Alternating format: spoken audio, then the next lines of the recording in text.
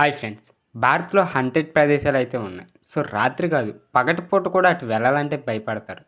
So, చాలామంది దెయ్యాలు చూసామని, వాటి శబ్దాలు విన్నామని కథలుగా అయితే చెప్తుంటారు. అయితే మన భారత్‌లో ఇలాంటి కొన్ని ప్రదేశాల గురించి ఇప్పుడు తెలుసుకుందాం. ఇక్కడ ప్రజలు రాత్రే కాదు పగటిపూట కూడా వెళ్ళడానికి ఇష్టపడరట.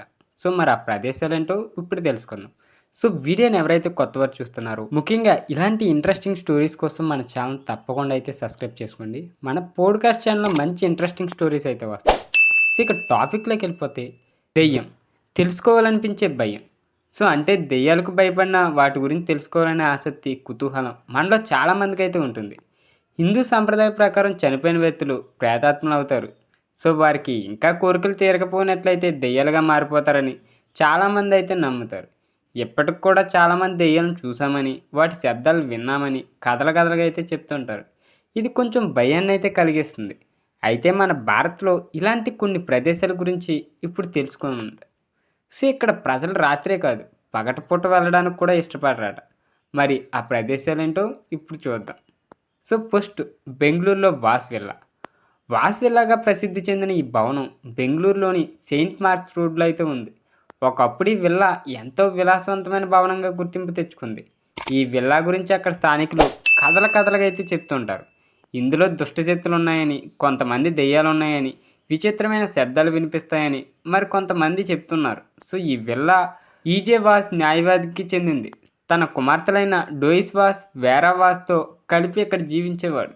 సో, 2001లో గుర్తు తెలియని దుండగుడు పియానో టీచర్ అయిన డోయిస్ను చంపేసి విల్లా లోపల ఖననం చేశాడు. అప్పటి నుంచి ఇది దెయ్యాల భవంతిగా ఇది ప్రసిద్ధి చెందింది. రోజుల తర్వాత ఆ ఇంటి నుంచి తరచుగా పియానో సంగీతం వినిపించడంతో చుట్టుపక్కల వారిలో భయం పట్టుకుంది. కొన్ని సంవత్సరాల క్రితం ఈ భవనం నేలమట్టమైన దీని చుట్టుపక్కల నిర్మాణాలు చేయడానికి ఎవరో సాహసించడం లేదు. సో, ఇక second one Darjeeling forest hill station. Kurseong hill station భారత్లోనే సో అత్యంత భయానక ప్రదేశంగా గుర్తింపు తెచ్చుకుంది. సో, బ్రిటిష్ కాలంలో డౌన్ హిల్లో ప్రజలు ఆత్మహత్య చేసుకున్నారని అయితే చెప్తారు. తర్వాత ఇది ఫారెస్ట్ హిల్ స్టేషన్గా రూపాంతరం చెందింది. కొన్నేళ్ల క్రితం ట్రెక్కింగ్ కోసం కొంతమంది ఇక్కడికి వచ్చారు. రాత్రి ఇక్కడే ఉండాలని అయితే ప్లాన్ చేశారు.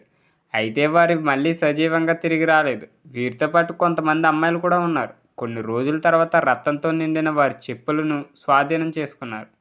ఈ ప్రదేశం గురించి అక్కడికి సమీపంలో ఉన్న విక్టోరియా పాఠశాల విద్యార్థులు మొదట తెలియజేశారు.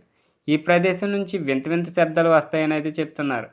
ఈ కారణంగా ఆ పాఠశాల చాలా కాలంగా మూసివేశారు. రాత్రి మాత్రమే కాకుండా పగటిపూట కూడా ఇక్కడికి వెళ్ళేందుకైతే స్థానికులు ఇష్టపడరట. ఇక థర్డ్ వన్ దేహర్ గనులు.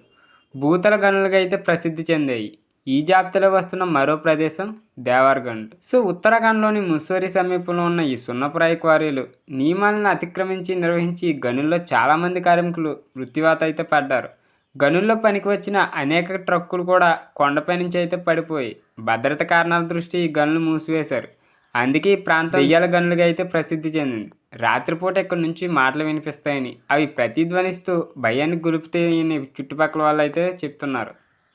ఇక్కడున్న దెయ్యం హాని కలిగించదంట.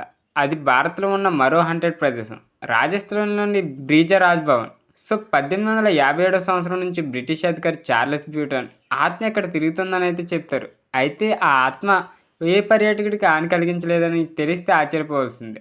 ఈ భవనంలో పనిచేసే ఉద్యోగులు అప్పుడప్పుడు అనుకోకుండా రాత్రిపూట వీధుల్లో నిద్రిస్తుంటారు. ఈ సమయంలో ఈ ఆత్మ వచ్చేసి వారి చెంపదెబ్బ కొడుతుందట. ఇక్కడ పనిచేసే ఉద్యోగులు వీళ్ళని జాగ్రత్తగా చూసుకోవడానికి ఇదే కారణం. సో, ఈ రోజుకి ఇవి ఈ 4 హంటెడ్ ప్రదేశాలు అయితే మీరు తెలుసుకున్నారు కదా. సో, వీడియో నచ్చినట్లయితే తప్పకుండా లైక్ చేయండి. ఇలాంటి ఇంట్రెస్టింగ్ స్టోరీస్ కోసం మన ఛానల్ని తప్పకుండా అయితే సబ్స్క్రైబ్ చేసుకోండి. మళ్ళీ మంచి ఇంట్రెస్టింగ్ స్టోరీతో మీ ముందుకు వస్తా. అంతవరకు బాయ్ బాయ్, టేక్ కేర్.